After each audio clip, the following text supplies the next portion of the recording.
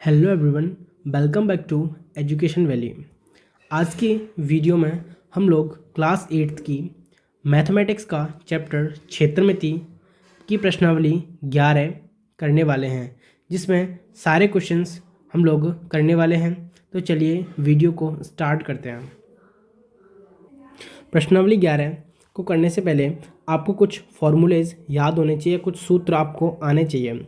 मैं सबसे पहले आपको दो चीज़ों में अंतर बता देता हूँ। एक शब्द आता है क्षेत्रफल और दूसरा शब्द आता है परिमाप। सबसे पहले हम लोग बात करेंगे क्षेत्रफल की। जैसे मेरे पास एक ये आकृति है। अब मैं आप लोगों से कहूँ कि इसका क्षेत्रफल निकालना, तो क्षेत्रफल का मतलब होता है इसके अंदर आने वाला पूरा भाग, ये जिसका क्षेत्रफल है। जैसे दूसरी आकृति मैंने बनाई त्रिभुज, अगर मैं इसके क्षेत्रफल की बात करूं तो इसका क्षेत्रफल भी इसके अंदर आने वाला पूरा भाग होगा। दूसरी मैं बात करूं परिमाप के बारे में, तो परिमाप क्या होता है? जैसे मैंने एक ये आकृति बनाई, तो परिमाप का सीधा सीधा मतलब होता है उसके चारों ओर की लंबाई। जैसे मैंने आकृति बनाई ये वाली, अब मैं बोलूँ इसका परिमाप कितना होगा, तो इसकी इस पॉइंट से लेकर के लास्ट घूम के यहीं आने तक की जितनी लंबाई होगी वो इसका परिमाप होगा, यानी चारों तरफ की लंबाई।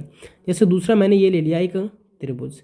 अब मैं आप लोगों से कहूँ कि इसका परिमाप कितना होगा, तो परिमाप होता है इस पॉइंट से अगर मैं ऐसे करके चलूँ और लास्ट घूम फिर के उसी पॉइंट पर वापस आ जाऊँ, तो जितनी लंबाई मैं या जितनी दूरी मैंने इस पर तय की या जितनी दूरी में चला, इस टोटल को मिला के मैं इसका परिमाप बोलूँगा। अब कुछ सूत्र मैं बता देता हूँ, वो जब आपको याद होंगे तो आप सारे क्वेश्चंस आसानी से कर पाओगे। सबसे पहला है आयत। तो आयत की आकृति आपको पता होनी चाहिए। तो आयत की आकृति आपको पता होनी चाहिए। आयत की आकृति कुछ ऐसी होती है, जिसकी आमने सामने की भुजाओं की लंबाई बराबर होती है। मैं कहूँगा आयत ABCD। अब सबसे पहला सूत्र आता है आयत का क्षेत्रफल, जो होता है लंबाई गुणा चौड़ाई। आयत की लंबाई, जो लंबी भुजा उसकी लंबाई होती है, और छोटी भुजा उसकी चौड़ाई होती है। दूसरा आता है आयत का परिमाप। परिमाप का मतलब होता है उसके चारों ओर की टोटल दूरी। तो 2 गुणा लंबाई प्लस चौड़ाई। दूसरी आकृति में लेता हूँ वर्ग। ये आप लोग अपनी कॉपी में नोट डाउन करते हैं। आयत की परिभाषा होती है कि वह आकृति या चार भुजाओं से बंद, चार भुजाओं से बंद वह आकृति जिसकी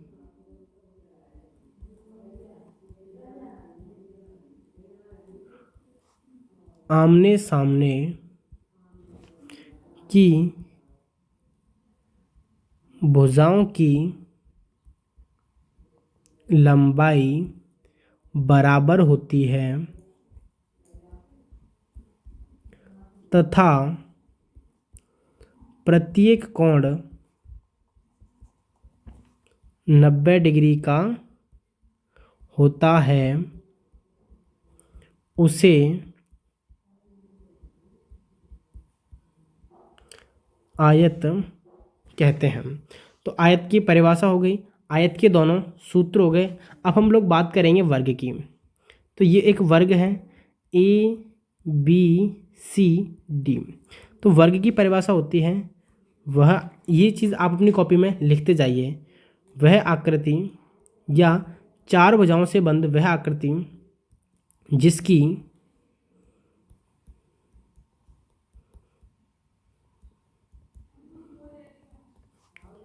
चारों भुजाओं की लंबाई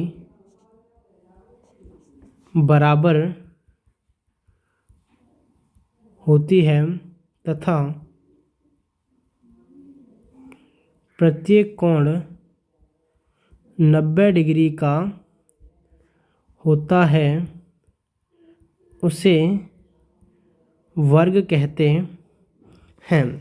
वर्ग का क्षेत्रफल का सूत्र आना चाहिए। वर्ग का क्षेत्रफल बराबर होता है भुजा स्क्वायर या भुजा गुणा भुजा। दूसरा आता है वर्ग का परिमाप, इसका सूत्र होता है 4 गुणा भुजा। ये आप अपनी कॉपी में लिख लीजिए, क्योंकि आपको प्रश्नावली 11.1 में इसी प्रकार के सारे क्वेश्चंस करने हैं। तो चलिए प्रश्नावली शुरू करते हैं। यहाँ भी एक आकृति की और बात कर लेते हैं, जो कि है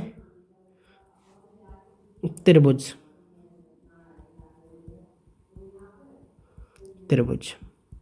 इसकी परिभाषा होती है 3 भुजाओं से बंद आकृति त्रिभुज कहलाती है।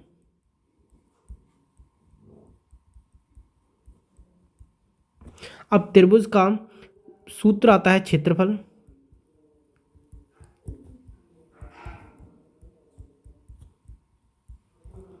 त्रिभुज का क्षेत्रफल 1/2 इंटू आधार इंटू ऊंचाई।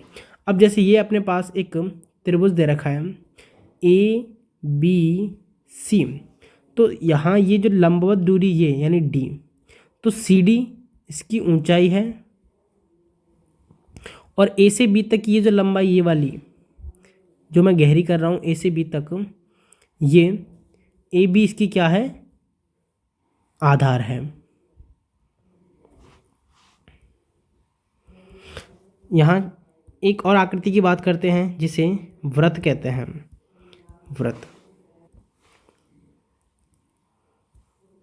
वृत्त इस तरह की आकृति होती है। वृत्त का सूत्र समझिए, वृत्त का क्षेत्रफल होता है पाई r स्क्वायर। यहाँ r क्या है, r बराबर होता है वृत्त की त्रिज्या। वृत्त की त्रिज्या होती है जिस पॉइंट से हमने लेकी परिधि तक की दूरी, यानी कि केंद्र से परिधि तक की दूरी A से B तक की ये जो दूरी है, इसे त्रिज्या कहते हैं r। और त्रिज्या का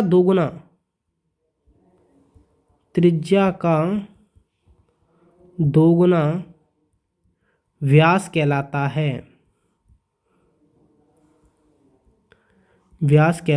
है। तो सूत्र होता है त्रिज्या बराबर व्यास बट्टे 2।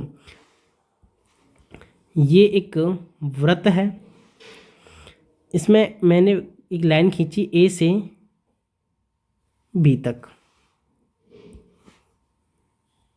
तो A से B तक की जो टोटल दूरी है उसे मैं व्यास कहता हूँ। यहाँ एक पॉइंट लगा दिया O, और O से B तक की दूरी और O से A तक की दूरी बराबर है, जिसे त्रिज्या कहते हैं, जो r होती है। तीसरा फॉर्मूला आता है, सूत्र आता है वृत्त का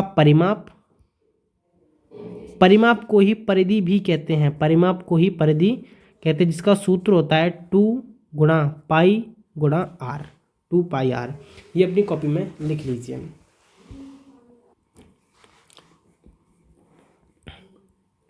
यहाँ कुछ क्वेश्चंस दिए हैं कि निम्नलिखित आकृतियों का उनके क्षेत्रफलों से मिलान कीजिए। हमारे पास एक आकृति ये दे रखी है A, एक दे रखी है B, एक दे रखी है C। इसमें क्या करना है, हमें इनका क्षेत्रफल ज्ञात करना है। तो सबसे पहले हम देखेंगे ये वाली आकृति का, पहली का। यहाँ ये जो पहली आकृति दे रखी है A, ये एक समांतर चतुर्भुज की आकृति है। तो समांतर चतुर्भुज का सूत्र आप याद रखिए, समांतर चतुर्भुज का आकार ऐसा होता है जिसमें ये भुजा है A से B तक, इसे आधार कहते हैं AB, और ये जो भुजा मैंने खींची ऐसे करके ये OB इसकी ऊंचाई है। अब समांतर चतुर्भुज का क्षेत्रफल, समांतर चतुर्भुज का क्षेत्रफल बराबर होता है 1/2 गुणा आधार गुणा ऊंचाई। सॉरी, ये फॉर्मूला तो त्रिभुज का होता है, यहाँ 1/2 नहीं आता, यानी कि समांतर चतुर्भुज का क्षेत्रफल होता है आधार गुणा ऊंचाई। ये याद रखिए, आधार गुणा ऊंचाई। जैसे ये आकृति है तो इसमें ये ऊंचाई हो गई ए से बी तक, और ओ से डी तक ये जो दूरी है ये इसका आधार हो गया। तो समांतर क्षेत्रफल होता है आधार गुणा ऊंचाई। अब क्वेश्चन नंबर 1 दे रखा है इसमें ए, तो हमारे पास में दे रखा है, ये मैंने पॉइंट मान लिया ए, इसको मैंने पॉइंट मान लिया बी। तो ए से बी तक की जो दूरी दे रखी है ये है इसका आधार, तो आधार बराबर दे रखा है कितना 14, और ऊंचाई दे रखी है ये 7 सेंटीमीटर, यानी ये ऊंचाई है, इसमें ऊंचाई दे रखी है 7 सेंटीमीटर। अब मैं इसका आंसर निकालने के लिए सूत्र लगाऊंगा। समांतर चतुर्भुज का क्षेत्रफल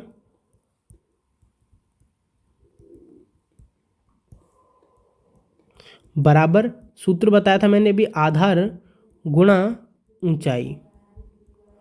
आधार हमारे पास दिया था कितना 14 सेंटीमीटर, और ऊंचाई हमारे पास दी थी 7 सेंटीमीटर। तो आंसर हो जाएगा 98 सेंटीमीटर स्क्वायर। अब हम करेंगे क्वेश्चन नंबर 2। दूसरा क्वेश्चन ये वाला दिया है जिसमें पता है कि यह एक आधा वृत्त है, आधा वृत्त है। तो इसमें हम क्या करेंगे, हमें पता है वृत्त का क्षेत्रफल कितना होता है पाई आर स्क्वायर। अब हमें निकालना है आधे वृत्त का क्षेत्रफल, तो इसका क्षेत्रफल निकालने हम क्या करेंगे, 2 से क्या करेंगे भाग दे देंगे, यानी आकृति का क्षेत्रफल बराबर आकृति का क्षेत्रफल बराबर वृत्त का क्षेत्रफल बट्टे 2, यानी कि पाई आर स्क्वायर बट्टे 2। पाई का मान कितना होता है 22/7। आर कितना दे रखा है यहाँ, ये जो दे रखी है ये 7 सेंटीमीटर 7, ये इसकी दे रखी है त्रिज्या, तो स्क्वायर तो 7/2। ये 7 से ये 7 कट जाएगा, 2 से ये 11 बार कट जाएगा, 11 7 77 सेंटीमीटर स्क्वायर, ये इसका आंसर हो गया। तीसरा क्वेश्चन करेंगे। ये तीसरा क्वेश्चन है, हमारे पास दे रखा है त्रिभुज। तो त्रिभुज का क्षेत्रफल मैंने सूत्र बताया था, त्रिभुज का क्षेत्रफल बराबर 1/2 गुणा आधार गुणा ऊंचाई। अब यहाँ देखो आधार दे रखा है कितना, ये पॉइंट ए और ये बी, तो ए से बी तक की ये जो दूरी ये इसका आधार है, कितना दे रखा है 14 सेंटीमीटर। और ये जो है ये ऊंचाई, ये इसकी ऊंचाई है, ऊंचाई कितनी दी है 7 सेंटीमीटर। तो आंसर कितना हो जाएगा 1/2, आधार कितना दे रखा है 14 सेंटीमीटर, और ऊंचाई कितनी दे रखी है 7 सेंटीमीटर। 2 से कट जाएगा 7 बार, और 7 7 49 सेंटीमीटर स्क्वायर इसका आंसर आ जाएगा। अब हम करेंगे प्रश्नावली की क्वेश्चन। इसमें दिया है पहला क्वेश्चन, जैसा कि संलग्न आकृति में दर्शाया गया है, एक आयताकार और एक वर्गाकार खेत के माप दिए हुए हैं। एक तो हमें आयताकार खेत दिया है ये वाला, और एक हमें वर्गाकार खेत दिया है ये आकृति किसकी है वर्ग की, और ये आकृति किसकी है आयत की। यदि इनके परिमाप समान हो, दोनों खेतों के परिमाप समान दिए हैं, तो किस खेत का क्षेत्रफल अधिक होगा, हमें ये याद करना है। तो चलिए चलते हैं ब्लैक बोर्ड व्हाइट बोर्ड पर। ये रहा आपका क्वेश्चन। तो हमें दिया है, सबसे पहले दिया है कि दोनों के परिमाप बराबर हैं, दोनों के परिमाप बराबर हैं। तो हम कहेंगे क्या कि वर्ग का परिमाप बराबर है किसका, आयताकार खेत का परिमाप, आयताकार खेत का परिमाप। वर्ग का परिमाप क्या होता है 4 गुणा भुजा, और आयत का परिमाप कितना होता है 2 गुणा लंबाई प्लस चौड़ाई। तो 4 गुणा वर्ग की भुजा हमारे पास दी है कितनी, ये रही 60 मीटर, ये वर्ग की भुजा है, ये क्या है, वर्ग की भुजा की लंबाई। यहाँ वर्ग की भुजा दी है 60 मीटर, तो हमने लिखी वर्ग की भुजा, भुजा दे 60 मीटर लिख लिया, बराबर 2 गुणा, यहाँ आयत की लंबाई, आयत की लंबाई कितनी दी है अपने पास, 80 सेंटीमीटर, कितनी दी है, ये रही 80 सेंटीमीटर, ये 80 मीटर सॉरी, आयत की लंबाई, यहाँ हमने लिख लिया 80, प्लस चौड़ाई हमें पता नहीं, चौड़ाई हमें निकालनी है, हमने मान लिया वो x है, तो 60 गुणा 40 240 बराबर 2 गुणा 80 प्लस x। हम ये कोष्टक ओपन करेंगे, कोष्टक खोलेंगे, 2 का गुणा करेंगे 80 से 160 प्लस 2 का गुणा करेंगे फिर x से 2x, 160 इधर आएगा, पच्छांतरण करेंगे तो माइनस 160 माइनस का हो जाएगा बराबर 2x, तो 2x बराबर 240 माइनस 160। अब 2x बराबर 240 में 160 घटाएंगे 0 8 80 आ जाएगा, तो x बराबर क्या आ जाएगा 80/2, x बराबर आ जाएगा 40 मीटर। x हमने क्या माना था, आयत की चौड़ाई, तो आयत की चौड़ाई कितनी होगी हमारे पास 40 मीटर। अब हम निकालेंगे, क्वेश्चन में पूछा है कि किसका क्षेत्रफल ज़्यादा, सबसे पहले निकालेंगे हम क्या, वर्ग का क्षेत्रफल। वर्ग का क्षेत्रफल बराबर भुजा गुणा भुजा, हमारे पास वर्ग की भुजा दी थी 60 मीटर, तो 60 गुणा 60 बराबर 3600 मीटर स्क्वायर, ये वर्ग का क्षेत्रफल आ गया। अभी हम निकालेंगे आयत का क्षेत्रफल। नंबर 2,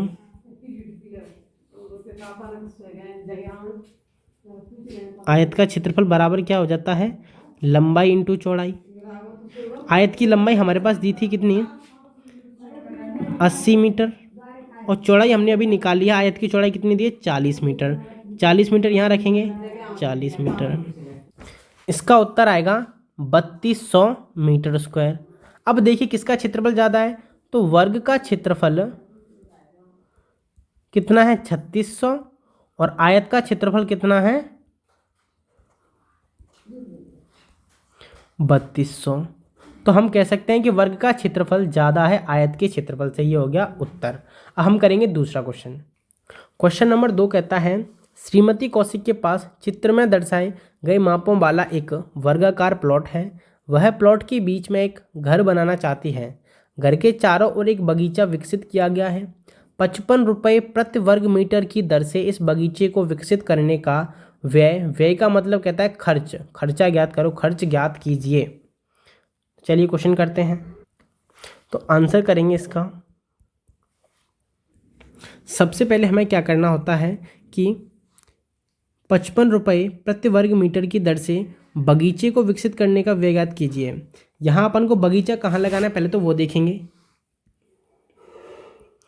तो हमें बगीचा लगाना है इस वाले क्षेत्र में, ये वाला जो है यहाँ इस वाले क्षेत्र में तो घर बनाना है, और जो बचा काला काला दिख रहा है आपको इस वाले क्षेत्र में हमें लगाना है बगीचा। तो हम बगीचा लगाने के लिए क्या करेंगे, क्षेत्रफल निकालेंगे बगीचे वाले क्षेत्रफल का। तो हमें पता है कि 1 रुपये मतलब सॉरी 55 रुपये लग रहे हैं 1 वर्ग मीटर का बगीचा बनाने में, तो इतने वर्ग मीटर का बगीचा बनाने में कितने पैसे लगेंगे। तो सबसे पहले हम इसका क्षेत्रफल निकालेंगे। बगीचे का क्षेत्रफल निकालने के लिए क्या करेंगे, बगीचे का क्षेत्रफल बराबर हम क्या करेंगे, पूरे संपूर्ण प्लॉट का क्षेत्रफल माइनस घर का क्षेत्रफल, यानी कि संपूर्ण प्लॉट के क्षेत्रफल में से हम घर का क्षेत्रफल घटा देंगे तो हमारे पास बगीचे का क्षेत्रफल आ जाएगा। अब संपूर्ण प्लॉट किसके आकार का है, वर्ग के आकार का, क्योंकि इसकी भुजा ये 25 सेंटीमीटर,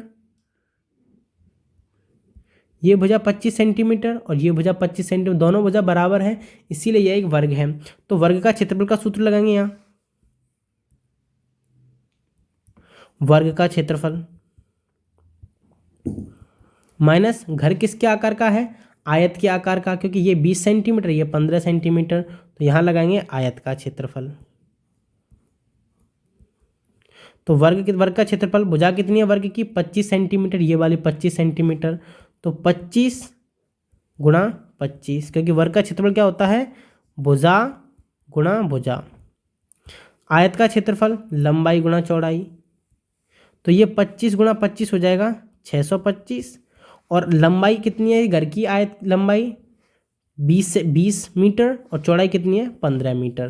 15, तो 625 माइनस 300 गुणा करेंगे 300 आ जाएगा, तो ये बचेगा आपके पास 325 वर्ग मीटर।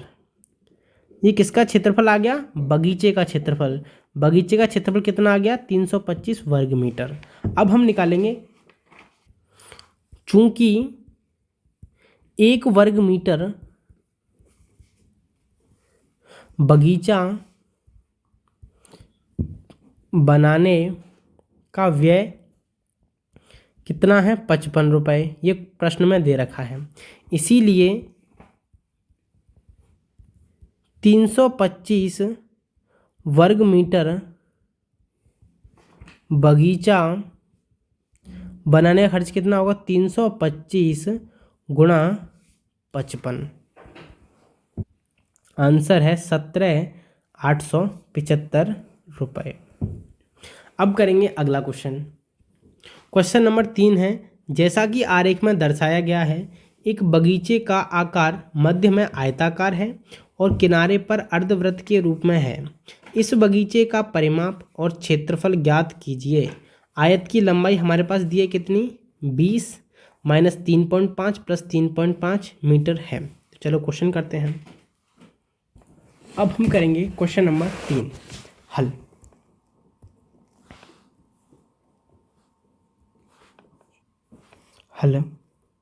इसमें क्या है कि जैसा कि आरेख में दर्शाया कि बगीचे के आकार में एक आयत का मतलब एक आयत के चारों ओर की पूरी लंबाई, यानी यहाँ से लेकर के पूरी इसमें घूम के आएंगे हम लोग, तो पूरी लंबाई हमें शामिल करेंगे, तो इसे अपन क्या बोलेंगे? इसका परिमाप बोलेंगे। तो इसका परिमाप निकालने के लिए हम क्या करेंगे? सबसे पहले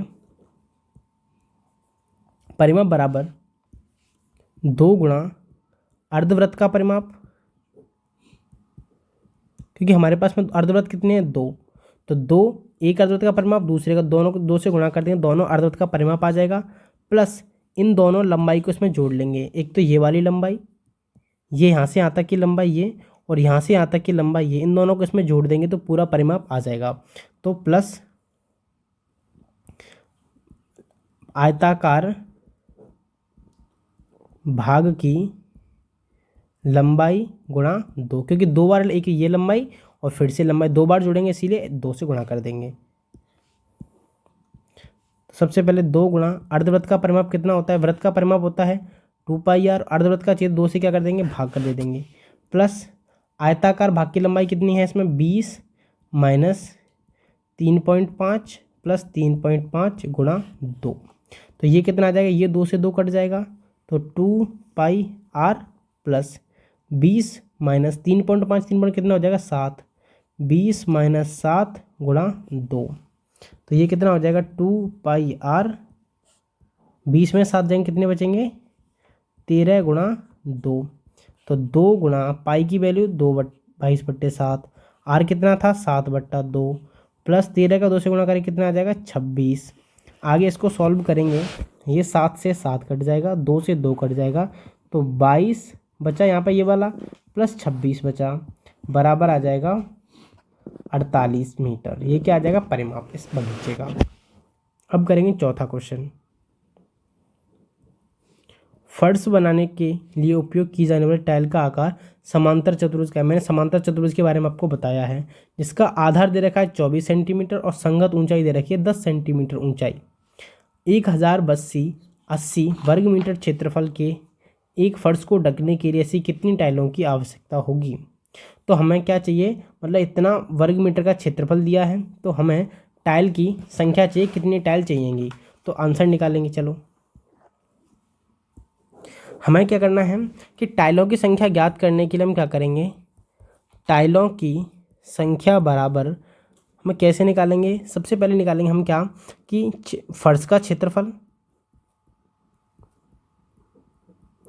बट्टे एक टाइल का क्षेत्रफल, एक टाइल का क्षेत्रफल, यानी कि पूरे फर्श के क्षेत्रफल में हम एक टाइल के क्षेत्रफल का भाग दे देंगे तो हमें टाइल की संख्या मिलता चल जाएगी। हमें फर्श का क्षेत्रफल दे रखा है कितना? 1080। हमें क्या करना है, टाइल का क्षेत्रफल निकालना। तो हम करेंगे एक टाइल का क्षेत्रफल बराबर, एक टाइल का क्षेत्रफल बराबर क्या होता है, आधार गुणा ऊंचाई। क्योंकि टाइल का आकार कैसा है, समांतर चतुर्भुज। समांतर चतुर्भुज का क्षेत्रफल क्या होता है, सूत्र बताया था मैंने, समांतर चतुर्भुज का क्षेत्रफल बराबर आधार गुणा ऊंचाई। तो आधार हमारे पास दिया है कितना, 24 सेंटीमीटर देखो प्रश्न में, और ऊंचाई कितनी देखिए, देखो प्रश्न में 10 सेंटीमीटर। तो ये कितना आ जाएगा, 240 सेंटीमीटर स्क्वायर। ये क्या आ गया, एक टाइल का क्षेत्रफल। अब हमें चाहिए टाइलों की संख्या। तो टाइलों की संख्या बराबर फर्श का क्षेत्रफल कितना था, 1080 बट्टे टाइल का क्षेत्रफल कितना है एकटा, 240। तो उत्तर कितना आ जाएगा। अब सबसे पहले हमें क्या करना होता है, यहाँ यूनिट देखनी होती है, यानी कि मात्रक देखना होता है। फर्श का क्षेत्रफल दे रखा है 1080 वर्ग मीटर, और हमारा टाइल का क्षेत्रफल आया 240 वर्ग सेंटीमीटर। तो सबसे पहले हम क्या करेंगे, क्षेत्रफल की जो इकाई होती हैं उनको एक जैसी करते हैं। तो 1 मीटर स्क्वायर बराबर होता है 10,000 सेंटीमीटर स्क्वायर। ये याद रखना है आपको, 1 मीटर स्क्वायर बराबर होते हैं 10,000 सेंटीमीटर स्क्वायर। अब हम क्या करेंगे कि जो 1080 वर्ग मीटर दे रखा है, इस वर्ग मीटर को सेंटीमीटर स्क्वायर में चेंज करेंगे। चूंकि 1 मीटर स्क्वायर बराबर 10,000 सेंटीमीटर स्क्वायर, इसीलिए 1080 मीटर स्क्वायर बराबर कितना हो जाएगा, 1080 गुणा 10,000। तो 1080123 ये कितना आ गया, वर्ग सेंटीमीटर। अब चाहिए टाइलों की संख्या बराबर फर्श का क्षेत्रफल कितना है, 1080, ये 245 बट्टे 240। ऊपर भी कितना, वर्ग सेंटीमीटर, और नीचे भी वर्ग सेंटीमीटर। दोनों इकाई एक जैसी हैं। अब सही आएगा आंसर। तो उत्तर आ जाएगा 45,000 टाइल्स, यानी कि टाइलों की संख्या कितनी आएगी, 45,000। नेक्स्ट क्वेश्चन करेंगे हम, क्वेश्चन नंबर 5। क्वेश्चन नंबर 5 में क्या कह रहा है, एक चींटी किसी फर्श पर बिखरे हुए विभिन्न आकारों के भोज्य पदार्थ के टुकड़ों के चारों ओर घूम रही है।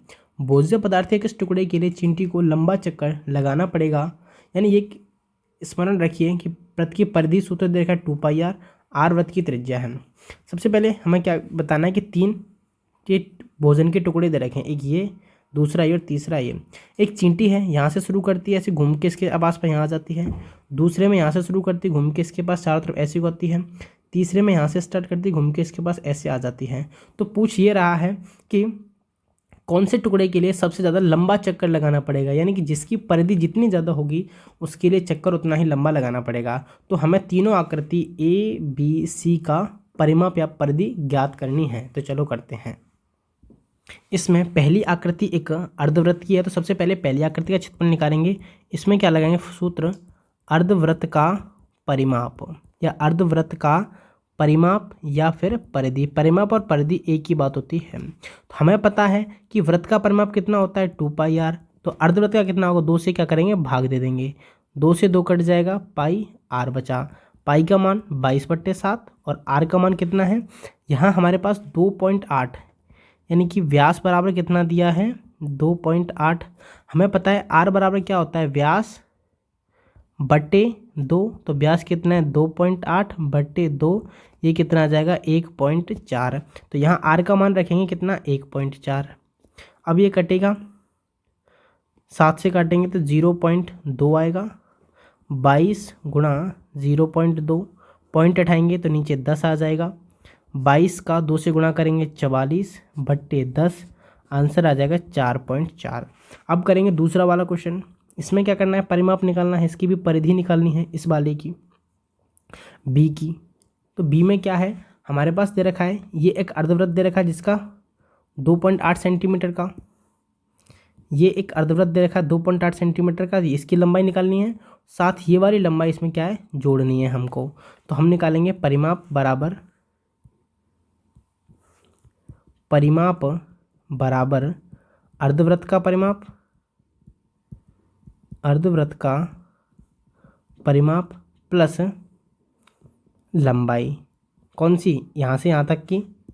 इसमें कौन कौन सी लंबाई जोड़ेंगे, एक तो ये हाँ ए से बी की, बी से सी की और सी से डी की, यानी ए बी ये लंबाई, ये लंबाई, ये लंबाई इसमें जोड़ देंगे। तो अर्धवृत्त का परिमाप क्या हो जाएगा, 2πr वृत्त का बट्टे 2, तो अर्धवृत्त का कितना आ जाएगा πr।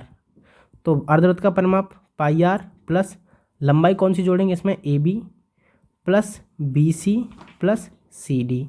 तो पाई का मान 22/7, इसकी त्रिज्या कितनी आएगी, या 2.8 दे रखा है, व्यास कितना है 2.8, तो त्रिज्या आर कितनी जाएगी 2.8, 2 से भाग देंगे तो आर बराबर 1.4, तो 1.4 से गुणा कर देंगे आर, प्लस ए बी की लंबाई कितनी होगी 1.5 सेंटीमीटर, बी सी की लंबाई 2.8 सेंटीमीटर और सी डी की लंबाई 1.5 सेंटीमीटर। 7 से कट जाएगा 0.2, 22 का 0.2 से करेंगे गुणा तो आएगा 4.4 प्लस 1.5 प्लस 2.8 प्लस 1.5। अगर इन सभी को जोड़ेंगे तो आंसर आएगा 10.2 सेंटीमीटर। अब आता है तीसरा, इसमें क्या करना है, इसका भी परिमाप निकालना है सी का।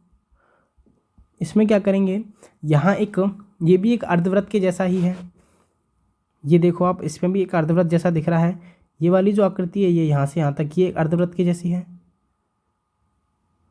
ये वाली आकृति अर्धवृत्त के जैसी है। तो अर्धवृत्त का परिमाप निकालेंगे हम, तो इसका परिमाप निकालेंगे, तो अर्धवृत्त का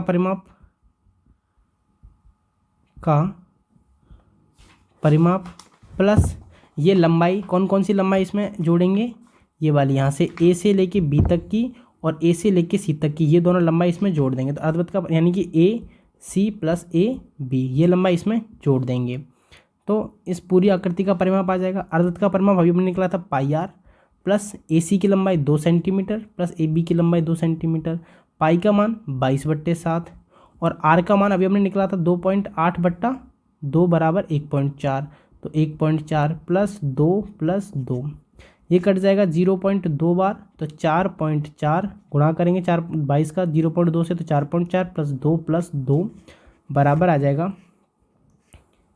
12.4, नहीं सॉरी 12.4 नहीं, सॉरी 12.4 नहीं आएगा, इसका आंसर आएगा 8.4, कैलकुलेट 8.4।